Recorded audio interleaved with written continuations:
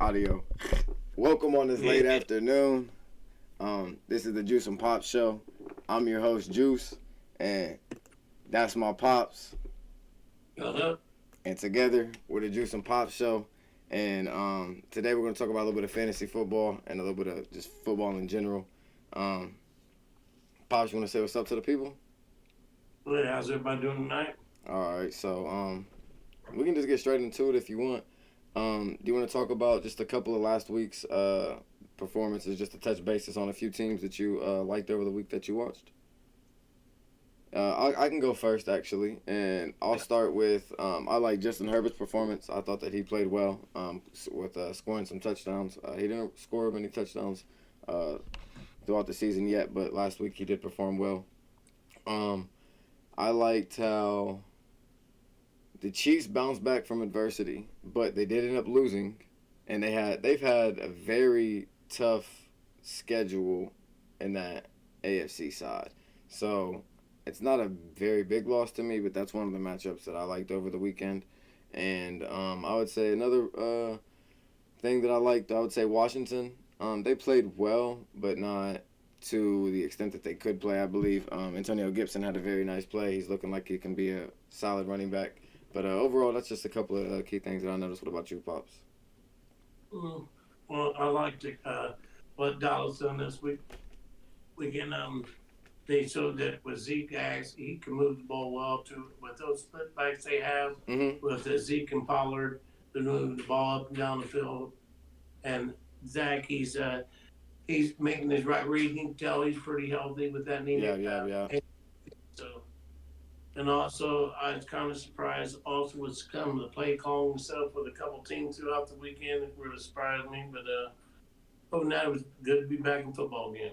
So what do you think about the Raiders, coming out 3-0? Well, that looked impressive. It's hard to keep them back, that's for sure. So there was a lot of... I think what I'm seeing is they can't really contest anything. They have so much speed, so many options in there. And the offense and Stafford, I think he's come beat in his own person right now. He's doing his thing, that's for sure. Yeah, but they were talking crazy, wild, all types and all sort of things about the head coach Gruden for the Raiders, and about how he's trying to put together a team that isn't producing, and the team isn't this, and the team isn't that, and the draft picks that he used in the rounds that he used, he could have got the players and with a way later pick and all the other things that go on with it. How do you feel now that it's starting to look and they could lose the next 5 games in a row? Who knows? But as of right now, how do you think it feels for at least Raiders fans to feel now that it's kind of, you can't really talk too much crap about him simply because he's balling out as a head coach right now? That for sure. And everybody can say whatever they want to, but as far as Carr being the quarterback and stuff, he can do what he needs to do to put them over the end. So I think with everything going on, they got a good running game, and plus with the receiver going on, and Ruggs really starting to produce again. Not again, but it come out of his shell being from his rookie class. So I'm glad to see him starting to come out with Waller and now with Renfro. Like I said, you were right about one thing I found out. Renfro. Renfro was going to be that much targeted throughout the season. I'm finally surprised on that. Well, a quick little touch basis on Renfro. In fantasy football wise, I love receivers that are third down receivers because that means that they're for sure going to get 3 or 4 targets a game. And that's good for fantasy wise, but that's also good for the player because that means that player is a third down target. That means that they're known for getting money. They're known for having to go get something real quick. Hey, I need you. That's what they call that number, and that's what it is. So coming out of Clemson, he was known as third and Renfro. So Mr. Third Down Targets, I like third down targets. So I went and I drafted him. And then I ended up trading him to my pops in the trade. My pops wasn't sure if he was going to pan out as a possible receiver, like he was saying, at the slot position. And I thought he could. And my dad was thinking he was just going to be a punt returner. I thought that he could be a top 5 slot receiver in the game. My dad wasn't sure about that. We found out in training camp that he was routing up Ramsey a little bit and a couple of the DBs. Then I seen in the Dolphins game, he messed up my boy Xavier Howard, which is the best cornerback in the game. And he gave him a little hey, and then worked him out in the middle of the seam. So, I mean, I'm seeing in fruition that he can possibly be a top 5 slot receiver in the game. Because now that I believe, not to cut you off, Cooper Kupp is officially inserted himself to the number 1 receiver category, like for his team. He's not a slot receiver no more. He's the number 1 dominant wide receiver, so he's no longer in that category like he was a few years ago. Right. Go ahead. I forgot even what I was going to say. All right, anyway, let's just do this then, Pops. Let's just go ahead and shoot over here to the weekly matchups, and let's talk about who we think is going to go out there and get a win and go out there and get a loss. So let's go ahead and break down our winners and our losers for week 4. Sounds good to me. All right, let's do it, Pops. So, do you want to start off with Thursday's game? I'm not showing Thursday's game right now. I could only fit weekend games with Monday. But the weekend game is Cincinnati versus the Jaguars, and my Pops is going to talk to y'all about it for a little second. Well, main thing with the Jazz going in 0-3, and with Cincinnati going in 2-1, I think that Cincinnati really going to dominate the game. As far as defensively, they're starting to really get to where they can rely on their defense for the 3 and outs from time to time. Yeah. Instead of over and over, up and down the field. Mm-hmm. So on that game, I go to Jags 17 and Cincinnati 24.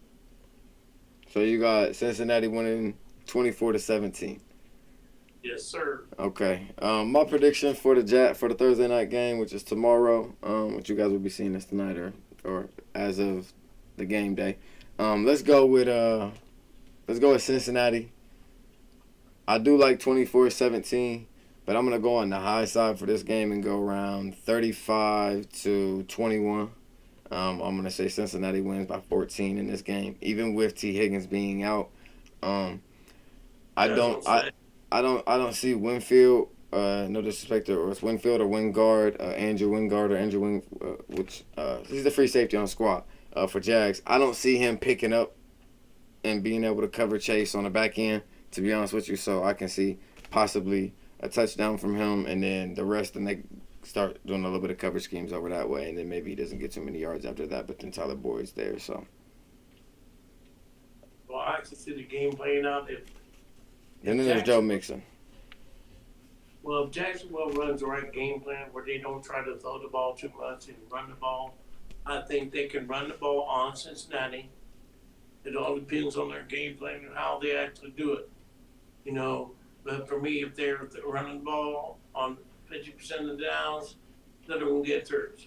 So I think it's going to be a close game, but also at the same time, it just all depends on how Jacksonville actually runs their offense. Yep. Who's going to play call? Because last week, I don't know about so far. Yeah, me either. Let's go ahead and talk about this weekend's games. We'll talk about the 1 o'clock games first, and then we'll go throughout the day, and then go through to the evening, to the night. We'll go with Washington at Tampa Bay. Or no, not at Tampa Bay. My apologies. Washington at Atlanta. I'll start mine first right here. I'll say Washington versus Atlanta goes 24-17, and I'll take Washington on this one, even though it's at Atlanta. Even though my boy Kyle Pitts is over there, I just see Washington going out there and getting them one. They need one. Even though Atlanta needs another one, which they just got themselves one, excuse me. But I see Washington going out there and get one. I think J.D. McKissick with Antonio Gibson coming out as fire hot as he's been ever since the season started. And whenever he has to take a break, J.D. Can come in as a reliever. And then the wide receiver core that they have is more elusive and more quick, fast, twitchy. And that's kind of the quarterback that they got going right now. So I can see the tempo moving a little quick for them. And I can just see him going out there and getting a dub. What about you, Pops? Well, I go with Washington 2 on this. I called it out Washington 21 and Atlanta 13. I think that Washington's really going to show up with their defense. They haven't really showed up the first 3 weeks, so I think it's going to dominate on defense. Yeah, I could agree with you on that. All right, let's jump into this Houston and Buffalo game. I'll take Buffalo in this one. I'll take Buffalo after the start that they've had ever since they lost to Pittsburgh. I'll take Buffalo. Sheesh, Houston. That might be a bad day. I'll just say 35-7. I also go with Houston. All I right. mean, with Buffalo. Yeah. I think they'll have 28, but I think the Houston only have 17 myself. Oh, so you see that being a closer game. Yeah, I think 28-17. They'll still be 11-point separation. Okay. I think they'll win by at least a field goal and a touchdown, but we'll see how it works out. All right. Let's go to Michigan, man. We're going to the D. Detroit is playing. What are they playing? The Bears. They playing the Bears. Dirty Bowl. Even though Detroit just went and got themselves a win, I'm gonna take the Bears, and I'm gonna take this. Man, it depends. I can see Detroit going out there and getting one if Fields plays bad, but if Fields plays to where I think he can play, I'm gonna go out there and I'm gonna take the Bears, and we'll take the Bears. I'm gonna go for a big day. I'm gonna go for a reach. This is gonna be my reach of the week. We're gonna go 35-17. And Detroit doesn't start scoring till late.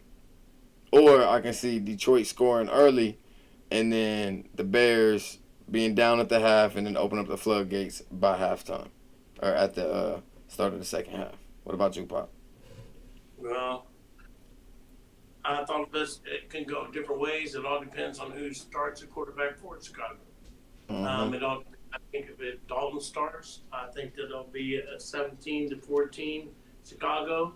I think if he doesn't start, I think it'll be opposite. I think it'll be 17 for Detroit and 14 for Chicago. I think it makes a big difference who starts.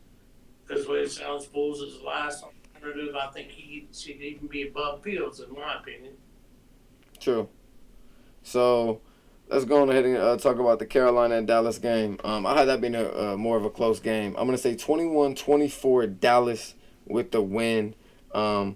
I know Carolina is looking to keep moving forward, but I believe Dak Prescott's going to go out there and get them one. I think they're clicking on all cylinders with both running backs. I think the defense is starting to find out where they want to be. And, we're going to go Dallas on this one. Yeah, me too. I got Dallas 28, Carolina 24 too. Oh, that's a close game. I like it. We'll go. That's a lot different too. McCaffrey ain't going to be playing. Yeah, McCaffrey isn't going to be playing. I think Chuba Herbert's still going to hold his own. I think it could be effective, but also Chuba Hubbard got to be in there for the last quarter of the game. So I think that was good for the team because they're not just going into a week without Christian McCaffrey and seeing what that offense is like. They had to play with that for the final quarter of that game. So I think that helped them out a lot. So let's go ahead and go to Indianapolis versus Miami. I got the Colts going out there and getting their first win. I got this one 24-17. And yeah, that's my score. And then that's Miami. Yeah. I would go. I'm gonna say I know with the Colts being on 3, I think they're gonna pull off win out, so gonna go with Miami. I think it'll be a close game. It'll be 21-19. Okay, so the Colts starting off 0-4 for you. Okay, I like it. It's reasonable. Let's go to Cleveland versus Minnesota. Cleveland starts to click on offense. They have a very good play action. Odell is back in the offense, and he's looking very effective. Minnesota's defense is looking phenomenal. They are clicking on all cylinders. Their offense is looking well. I'm going to go Cleveland 24. I'm going to go Cleveland 24, Minnesota 28. And I'm going to say Minnesota gets the win at home. No, I agree. I think it'd be Minnesota 35 and Cleveland 30. Higher scoring game, but it's still a high scoring game. I can definitely see it going that way as well. Let's go ahead and shoot over there to the Giants versus the Saints. I'm gonna grab the Giants on this one simply because they had 2 wide receivers hurt last game. I think both of them are going to be back this week. Or they're hopeful to be back this week. I believe that it's going to be a very explosive Giants offense that's coming at you because Barkley's getting there. and he's getting right. And I'm gonna say, I'm gonna say 24-21 Giants, because if it goes to a high scoring game, I think it's very bad for the Giants. I think it's gonna be a flood, and I think the Saints will win by a lot. But if it's a close scoring game, I'm gonna take the Giants on this one. You, Pop? Well, I tell you what, I go 21-14 Saints. Okay. Okay, you're gonna go to Yeah, Saints well, on this one. with Martinez being out, their defense is still strong, but that's a tough blow to them in the middle. Fair enough. All right, let's go over to the Tennessee and Jets game. Jets still haven't gotten a win yet. I'm gonna go with Tennessee, man, with Derrick Henry on that offense, man, and Julio Jones, and AJ. Even though AJ Brown's out right now, I'm gonna say 24-10.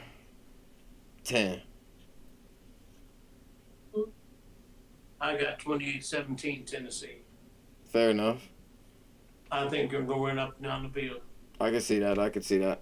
All right, let's go over there to that Kansas City versus Philly. I think Kansas City's mattering heck right now, and they're going to look to get after that young quarterback, Hurts. And I'm going to take 35-24 Kansas City to go 2-2. Close. I got 35-21. That's funny. Yeah. That's funny. All right, so let's bounce on over to Arizona versus the Rams. I'm going to take, this is a... I'm actually going to do something different here. I'm going to go 17-10 Rams.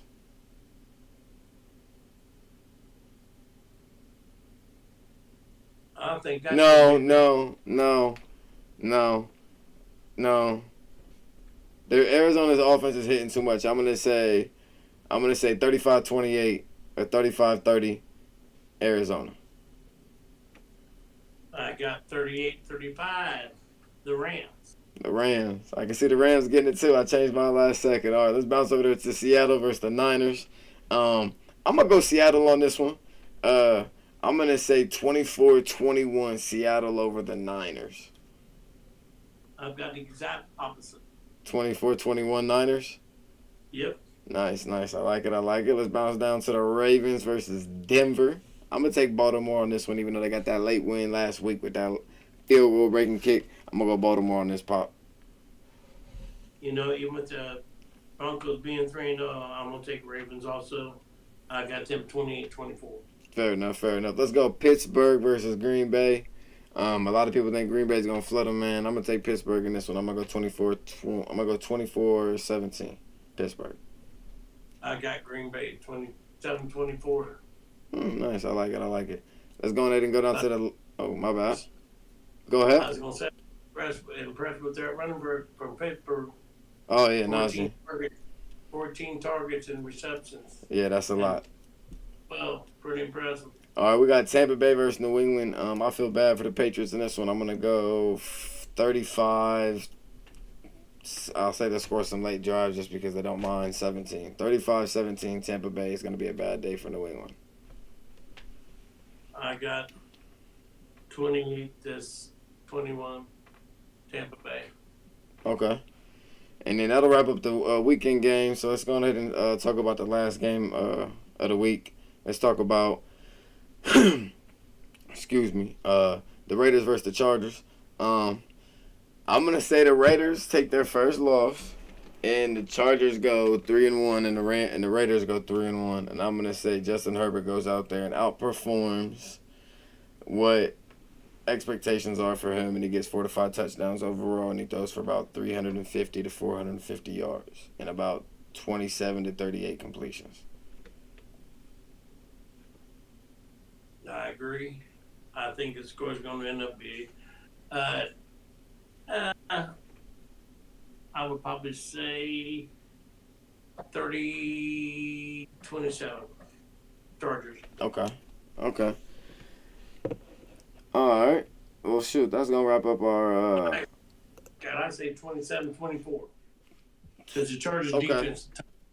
Okay. Fair enough. Well, that's going to wrap up our weekly wins and losses, or winners versus losers, or winners and losers, however you want to call it, however you want to state it. Is that everything you wanted to cover, Pops? Yes, sir. All right. Well, my keeps popping up and ruining everything, but it's all good. Well, I appreciate you guys for tapping in. This is the Juice and Pop Show, where we talk about fantasy football, uh, music, and all types of different other things. And we just appreciate you guys for tapping in. If you guys want, you guys can subscribe. It's just the little red box down below. You guys can like or dislike, however you guys feel. And you guys have a good night.